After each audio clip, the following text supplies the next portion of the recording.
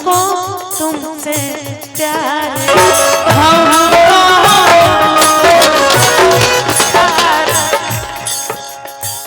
हमको तुमसे प्यार। ऑलरेडी हमारे गार्जियन लोग से नहीं हो रहा था कि हमने के डरा जाता नहीं जा।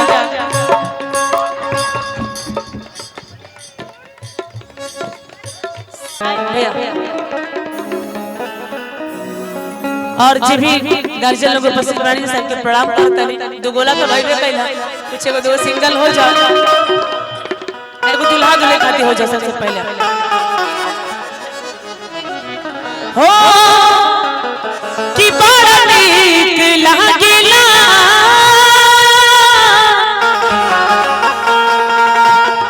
हर की कलम जी के बोलिया। आप प्रतिभा आ जा बैठा बैठा बैठा तो आराम कला कि जब से आइल बाड़ा अरे अपन घर डोलिया। आज तिलक है ना, आज तिलक है, 2 दिन बाद शादी होगा। जब पत्नी से मुलाकात होगा यही होगा कि जैसन सोचल रहनी वैसन धनिया मोर पिंटू भैया भी जोड़ बाड़े हो कि जैसन सोचल रहनी वैसन धनिया मोर बड़ू असावर न गोर बड़ हो।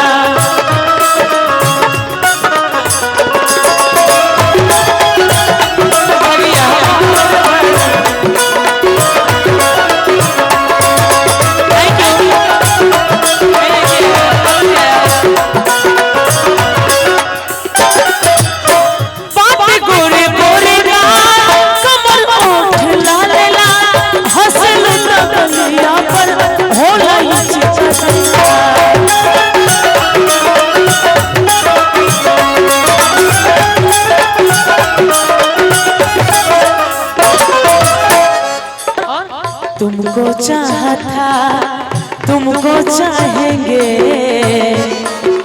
वादे जो किए थे वो निभाएंगे ऐसा न हर जन्म का एक जार है हमको तुमसे प्यार है हमको तुमसे प्यार है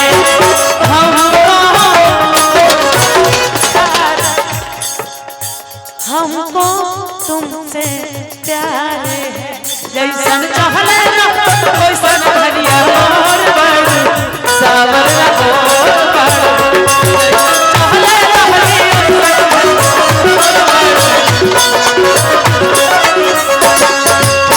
सच के जड़िया और जब गोरी बैठली रहे रहे दैया के काहे दुनिया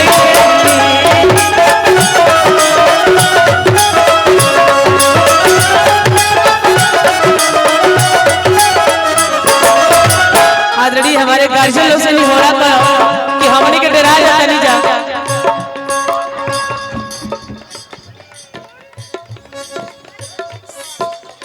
सच के से जड़िया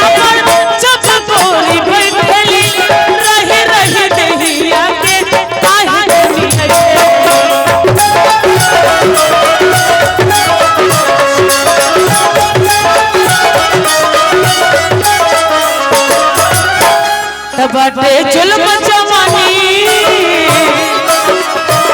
तबाटे जुल्म जवानी चंदा के चकोर सावर लगो